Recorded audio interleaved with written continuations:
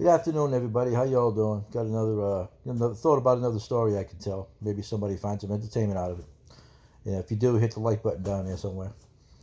Uh, December 2009. I'm living in Portsmouth, Rhode Island at the time with a close friend of mine, a very close friend of mine. Get a phone call one Saturday afternoon. Actually, late Saturday afternoon, almost after dinner time.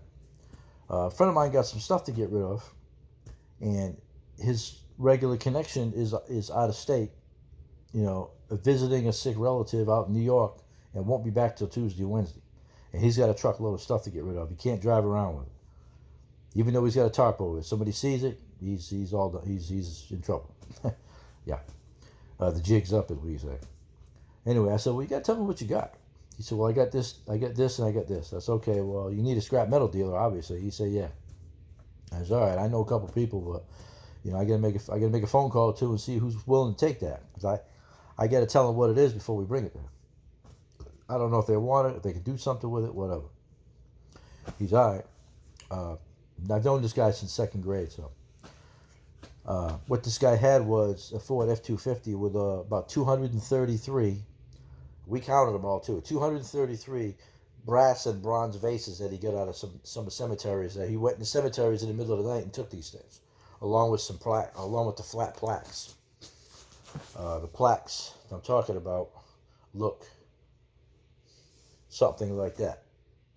Those kind of plaques. Yeah.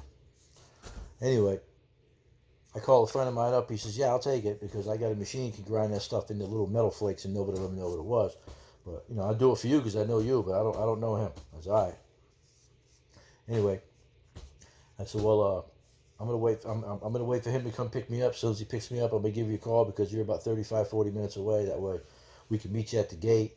Because I know you close at 7 between 7 and 8 o'clock on a Saturday afternoon. Yeah, you're closed. He said, yeah, I will be, but I'll come down for that. He says, I said, well, he sent me a picture on my cell phone of his truck, and believe me, the back end is sitting a little lower than it should. And this is a Ford F-250. It's supposed to be a 1-ton truck, and this thing is about 4 inches lower in the back than the front. So the power steering is going to be really easy, but how much weight he had back there, we really wasn't sure. Anyway, he comes by, picks me up. We leave the driveway, get up the street, get on the highway. I call my friend on the horn, let him know we were coming. Get all the way up to the north side of Providence, to the scrap metal place. We get like 5 minutes out. I call him again. He meets us down there, locks the gate, lets us in. We pull inside. He closes the gate because the gate is a metal gate. Looks like regular fencing, but it's got plastic slats in it, so you can't see through from the street unless you walk up, peek through the cracks. So, anyway, we get there. We start unloading this stuff. He turns the truck around, backs up to the door. We start unloading everything, and come to find, he had quite a bit. He had he had a nice load. Considering these things weighed anywhere between 8 and 12 pounds a piece, depending on if they were the 8-inch or the 12-inch tall ones. And the walls of these things are real thick, so there's a lot of weight there. I forget what the price per pound was. I want to say it was $1.86 or $2.46 or something like that. Something in there. I don't remember exactly what it was, but I know he came out of there with over $850, and he passed me $220 for my time. So, and that was cool. But the whole point is, it just goes to show you that it pays to know people. But I think back on it, and I'm kind of like, yeah, because it wasn't long after that before he got busted and ended up going to jail for a while, and they put that all over the local and national news. They had pictures of him, and it just, yeah. I'm like, oh boy, Jesus. They made a big stink out of that. The fact that, not that he stole something, but the fact that he got all these vases out of the local cemeteries, and he didn't stop there. He served some time and went out of state and did it a few times too, along with some brass and bronze statues and a few other odds and ends. So it just goes to show you what people do to make a few dollars, But anyway, I mean, I made a little money out of it. I'm not the one. Who went in there in the middle of the night and took them. Yeah. It wasn't me. So I just helped him get rid of them, help him make a couple of dollars, and get it off his hands. And another friend of mine, within an hour, he ground them all up into metal chunks, and nobody ever knew what they were.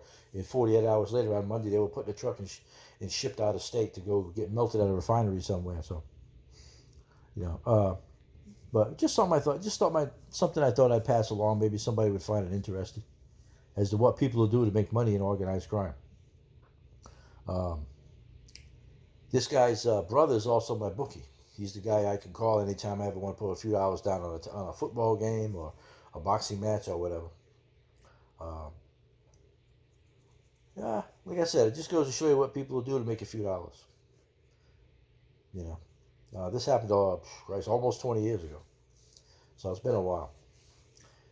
Anyway, just thought I'd pass it on. If you have any comments or you want to hit the like button down below over there somewhere, I think it's on this side over here. Not really sure. When you do a video, it's kind of a picture reverse, so to speak.